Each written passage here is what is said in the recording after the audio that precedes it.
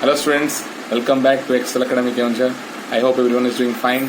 So today what we are going to read is about the chapter equation of a straight line, which is somewhat related to coordinate geometry as well as section and midpoint formula. You can call it as midpoint and section formula also. Okay, so if you have not gone through those chapters, I suggest you to go through them in a very short time, because we are going to have a Zoom class for a confirmation that you are actually viewing the videos. Okay, so be prepared for that. Okay बच्चों. So as per discussions बच्चों, equation of a straight line is somewhat related to coordinate geometry also. ठीक है, equation of straight line, इसमें क्या करना है इस chapter में? इसमें हमको इक्वेशन फॉर्म करना है. हम लोग हर चैप्टर्स में इक्वेशन से आंसर निकाल देते हैं, लेकिन यहाँ पॉइंट्स हमको दिया रहेगा या फिर स्लोप हमको दिया रहेगा. ठीक है, स्लोप क्या है मैं बताऊंगा एक्सप्लेन करते टाइम. तो ये सब अगर दिया होगा तो उससे हम लोग का इक्वेशन कैसे निकलेगा. ठीक है, तो अब आप बोलोगे जो इक्वेशन है उससे आपको पॉइंट मिल सकता है कि नहीं? मिल सकता है जरूर. फॉर एग्जाम्पल वेरीफाई करते हैं.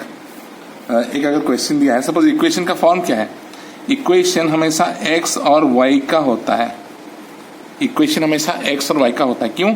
क्योंकि मैंने बोला था ना अभी, ये कोऑर्डिनेट ज्योमेट्री है. दैट मीन्स ये वाई एक्सिस है और ये एक्स एक्सिस है.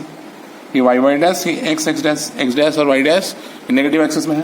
ठीक है, तो इसलिए एक्स वाई का इक्वेशन फॉर्म करा. मतलब मीन्स कुछ लाइन कुछ ऐसे जा रहा हो तो उसका कुछ इक्वेशन होगा. ठीक है, लाइन कुछ ऐसे जा रहा हो तो उसका कुछ इक्वेशन बनेगा. लाइन कुछ वाई से पैरेलल हो तो उसका इक्वेशन बनेगा. लाइन एक्स से पैरेलल हो तो उसका भी कुछ इक्वेशन फॉर्म होगा. ठीक, तो अभी थोड़ा बेसिक कॉन्सेप्ट्स जानते हैं. ठीक है, अगर मतलब सबसे पहले वाई लाइन का इक्वेशन क्या है? वाई लाइन का इक्वेशन क्या है? तो देखो यहाँ पे ये वाई लाइन है. इस वाई लाइन में y का वैल्यू 0 से लेके प्लस इन्फिनिटी या फिर 0 से लेके माइनस इन्फिनिटी तक है. कुछ भी हो सकता है, 1 2 3 -1 2 3 -1 -2 -3 सो ऑन. ठीक है, कुछ भी हो सकता है. ओके, लेकिन x का वैल्यू हर जगह कितना है? 0 है पूरा. Therefore equation of y axis is x equals to 0.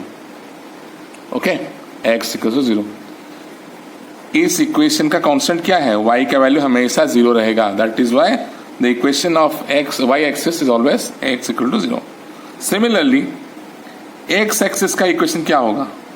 Equation of x axis is, x का वैल्यू तो वेरिएबल है ना, -1 -2 -3 1 2 3 करके इन्फिनिटी तक माइनस इन्फिनिटी तक चला जाएगा.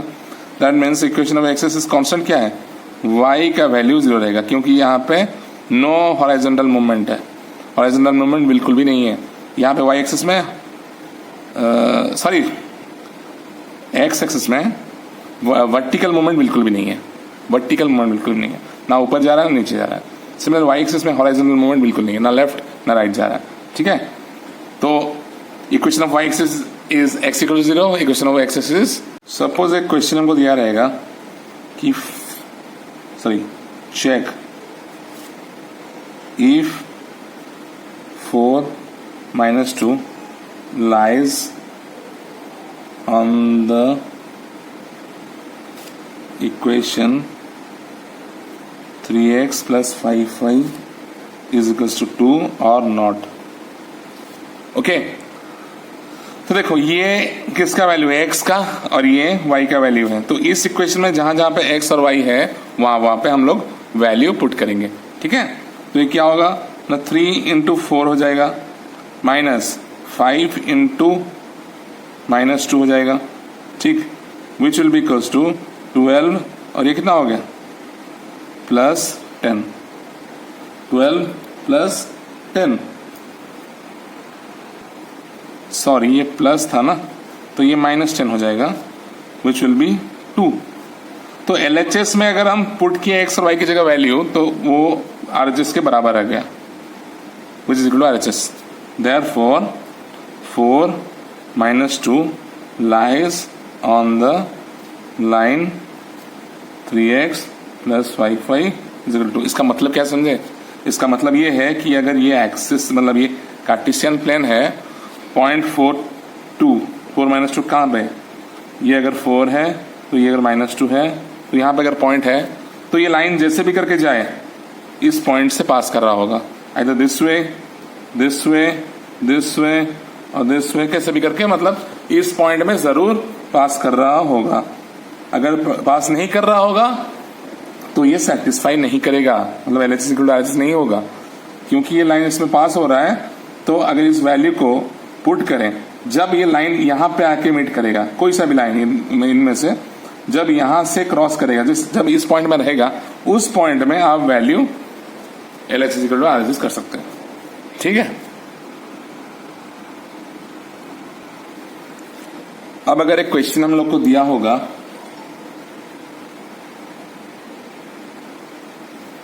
फाइंड के if 3x minus 8y is equals to 2 passes through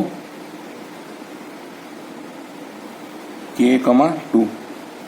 k का वैल्यू निकालना है। दिया गया है कि जो इक्वेशन है 3x minus 8y equal to 2, ये पास कर रहा है थ्रू दिस पॉइंट K2 में।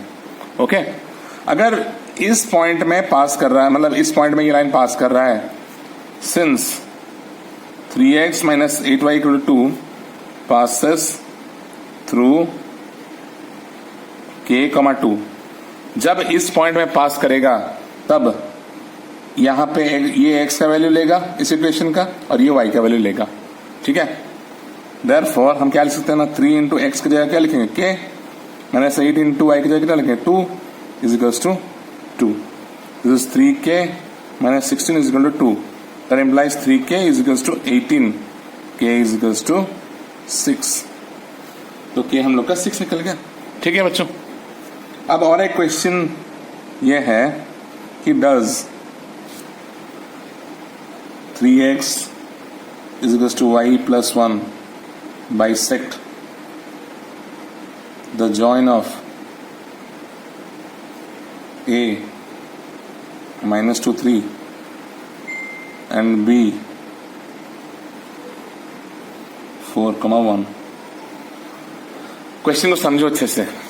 ये एक लाइन है, सपोज ये -2 3 है और ये 4 1 है। ये line 3x equal to y plus 1 कुछ ऐसे आ रहा है। वो पूछ ही रहा है कि ये जो पॉइंट में इंटरसेक्ट करेगा वो पॉइंट इस लाइन को, ए बी लाइन को बाइसेक्ट कर रहा है कि नहीं। बाइसेक्ट जब अगर बाइसेक्ट करेगा, सपोज मान लो कि बाइसेक्ट करेगा, अगर बाइसेक्ट करेगा तो ये पॉइंट इन दोनों पॉइंट का मिड पॉइंट होगा ना नहीं। तो इस पॉइंट का कोऑर्डिनेट को x और y लो। ठीक है। तो अगर ये मिड पॉइंट होगा इन दोनों पॉइंट्स का, तो ये मिड पॉइंट फॉर्मूला से निकाल सकते हो ये वाला चीज। और ये लाइन अगर इस पॉइंट से पास कर रहा है तो ये जो भी x और y का वैल्यू निकलेगा वो इक्वेशन में सेटिस्फाई होगा, है कि नहीं। तो सबसे पहले क्या निकालेंगे ना, x और y का वैल्यू निकालेंगे। कैसे निकलेगा ना, x equals to mid point formula याद करो, section and mid point formula जब पढ़े थे हम लोग। ठीक है। x equals to -2 plus 4/2। Okay, y का वैल्यू कितना निकलेगा ना, 3 प्लस 1/2। तो कितना आ जाएगा x का वैल्यू, कोऑर्डिनेट वाइज लिख लेते हैं, 4 - 2 = 1, 2। ठीक है। तो x y का वैल्यू कितना निकला, 1 और 2। तो दैट मीन्स ये पॉइंट से अगर ये लाइन पास कर रहा है तो वो ये पॉइंट सेटिस्फाई करेगा नहीं। Since 3x = y plus 1 passes through 1 2, then it will satisfy the equation। that means LHS equal to RHS हो जाएगा। उसको चेक करते हैं। तो चेक यही हुआ। कैसे करोगे ना, 3x मतलब 3 इंटू एक्स की जगह में 1 लूंगा। एब्सिसा ये है, ऑर्डिनेट ये है। एब्सिसा मतलब x का वैल्यू, ऑर्डिनेट मतलब y का value, is equals to y मतलब 2 प्लस 1। ओके, तो कितना हो गया, 3 is equal to 3। Since LHS equal to RHS हो गया ना, दैट मीन्स ये जो लाइन आके मीट कर रहा है वो मिड पॉइंट में ही मीट कर रहा है। दैट मीन्स अगर मिड पॉइंट में मीट कर रहा है तो ये बाइसेक्ट करेगा। So the line 3x equals to y plus 1 by 6 the join of -2 3 and 4, 1। Okay बच्चों, अभी हम स्लोप के बारे में पढ़ेंगे। ओके, स्लोप क्या है? देखो, ये एक पॉइंट है, ये ग्राउंड लेवल है। ये सपोज एक टावर के ऊपर कोई भी आदमी खड़ा है, तो स्लोप ग्राउंड में एक आदमी खड़ा है, ऊपर में एक आदमी खड़ा है, तो ये है अपना स्लोप। ठीक है, it is also called as tangent of the angle formed with the ground. ये अगर थीटा है तो slope is always tan theta. क्यों?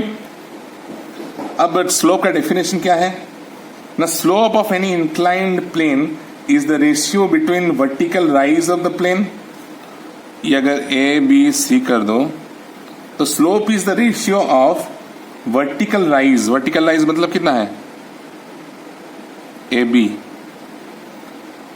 Is the ratio vertical rise of the plane and its horizontal distance. Horizontal distance मतलब यहां से यहां, vertical distance by horizontal distance, A B by B C होगा।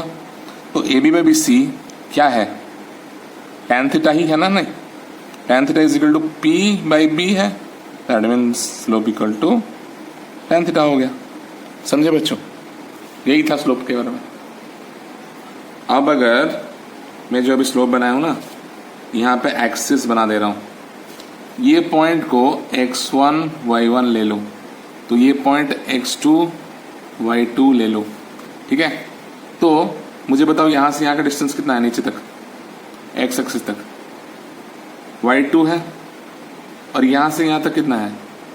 ये y1 है ना यहाँ पे, तो ये y1 है, तो AB कितना होगा? तो AB होगा y2 minus y1, y2 minus y1। Okay, अब सिमिलरली मुझे बताओ यहां से यहां तक का डिस्टेंस कितना है? x2, और यहां से यहां तक का x1। तो सिमिलरली यहां से यहां तक का डिस्टेंस कितना होगा? x2 minus x1। तो BC कितना हो गया ना? x2 माइनस x1 हो गया। तो अब स्लोप को क्या लिख सकते हैं ना? Slope is equal to tan theta था, tan थीटा का वैल्यू AB बाई BC था, तो इसको लिख सकते हैं y2 minus y1 by x2 minus x1। ठीक है, अगर कोऑर्डिनेट्स दिया होगा तो y1 y2 x1 x2 के वैल्यू पुट करके हम स्लोप निकाल सकते हैं, या फिर अगर हमको थीटा दिया होगा तो tan थीटा करके भी निकाल सकते हैं, एंगल दिया होगा तो। ठीक है बच्चों, तो इस तरीके से हम आंसर्स स्लोप का निकाल सकते हैं। क्लियर? और स्लोप को हमेशा m से डिटरमाइन किया जाता है, तो m is equal to y2 minus y1, that means difference of the ordinates मतलब y का value by difference in their abscissas, x का वैल्यू। ठीक है बच्चों, तो m can represented as the ratio between difference of ordinates to that of difference of the abscissas. अब कुछ important notes देख लेते हैं। ओके, कुछ इंपॉर्टेंट नोट्स देख लेते हैं। अच्छा, slope of the x axis क्या होगा? ये जो थीटा है वो हमेशा एक्स एक्सिस मतलब हॉराइजॉन्टल एक्सिस के साथ बनाएगा inclination. That means x axis में एक्स एक्सिस का स्लोप कितना होगा? 0 degree. Therefore slope of x axis is equals to which is m, m is equals to tan 0 degree. तो tan 0 का वैल्यू कितना होगा? 0 ही होगा।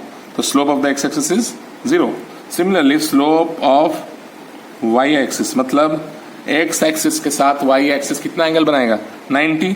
तो ये tan 90 हो गया, विच इज अनडिफाइंड। इन्फिनिटी बोलते हैं ना उसको, अनडिफाइंड भी बोल सकते हैं। क्लियर बच्चों? अच्छा, स्लोप कब इक्वल होगा? slopes are equal for parallel lines। कैसे? देखो, ये एक लाइन है, ये एक लाइन है, ये थीटा एंगल बना रहा है tan, ये इसके साथ एक्स एक्सिस के साथ, ये दूसरा लाइन भी थीटा एंगल बना रहा है। क्यों? क्योंकि दोनों पैरेलल है ना, तो पैरेलल है मतलब ये कॉरेस्पॉन्डिंग एंगल से तो इक्वल होगा, तो उनका tan of that angle will also be equal ना, नहीं, therefore slopes will be equal for parallel lines. ठीक, that means in the case of parallel lines slopes are equal. ये याद रखो कि पैरेलल लाइंस अगर होंगे तो m1 is equals to m2 होगा, मतलब m1 पहले का स्लोप है, दूसरे का स्लोप है m2, तो वो दोनों इक्वल होगा। ठीक है, इसको लिख सकते हैं hence m1 is equals to m2। Clear बच्चों? अब परपेंडिकुलर लाइंस के केस में क्या होगा? परपेंडिकुलरिटी, ये पैरेललिज्म है, ये वाला जो पढ़े ये है पैरेललिज्म। अब पढ़ेंगे परपेंडिकुलरिटी, मतलब जब परपेंडिकुलर होगा तब क्या होगा। ठीक है, ओके। तो देखो एक लाइन ये ऐसा गया है और दूसरा लाइन कुछ 90 डिग्री बना रहा है, मतलब ये दोनों लाइन परपेंडिकुलर है, एक लाइन इसके साथ परपेंडिकुलर है। ठीक है, तो ये अगर 90 बना रहा है, सपोज ये एंगल अल्फा बना रहा होगा, तो ये एंगल कितना और एक कुछ बनाएगा, दैट मींस सपोज थीटा ले लो।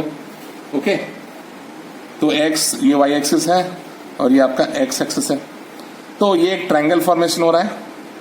इस ट्रायंगल में theta is equals to 90 plus alpha होगा ना, नहीं?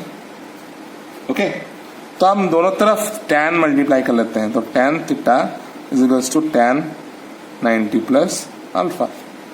Okay, tan theta is equal to tan 90 plus alpha, और tan 90 प्लस अल्फा का वैल्यू याद रख लो, ये cot alpha minus cot alpha है। 90 माइनस अल्फा का वैल्यू कितना होता है ना, कॉट अल्फा होता। अब ये 90 प्लस अल्फा है तो ये माइनस कॉट अल्फा होगा। ठीक है, ये याद रख लो। सो tan थीटा का वैल्यू निकला minus cot alpha.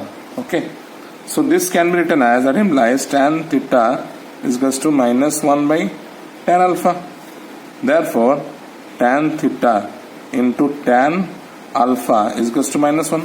tan theta क्या है? पहले का स्लोप है तो m1 लिखो, दूसरा क्या है ना m2 लिखो, दूसरे का is equal to minus 1. So in case of perpendicularity the product of the slopes is negative of 1. Okay, and in case of parallelism the slopes are equal. ठीक है, अब अगर एक क्वेश्चन कर लेते हैं हम लोग,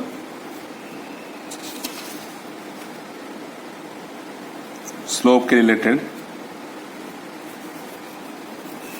एक क्वेश्चन है, find the slope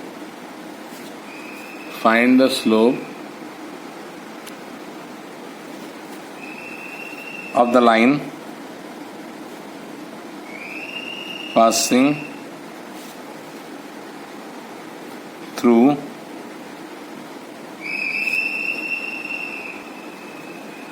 A minus 2 3 and B 2,7. Also find inclination of A B, bit 2 में पूछा है। Slope of line parallel to A B, slope of line perpendicular to A B. अच्छा क्वेश्चन है। ठीक है, जो भी अभी हम कॉन्सेप्ट पढ़े हैं पैरेललिज्म और परपेंडिकुलरिटी के ऊपर और स्लोप के फॉर्मूले के ऊपर, तो उसी के रिलेटेड क्वेश्चन आ गया। ठीक है, तो अब स्लोप कैसे निकलेगा देखो। तो सबसे पहले स्लोप कैसे निकलेगा ना, slope of A B is equals to m1 ले लो, क्योंकि परपेंडिकुलर और पैरेलल भी निकालेंगे ना, तो इसको m1 ले लो, दूसरे का m2 होगा।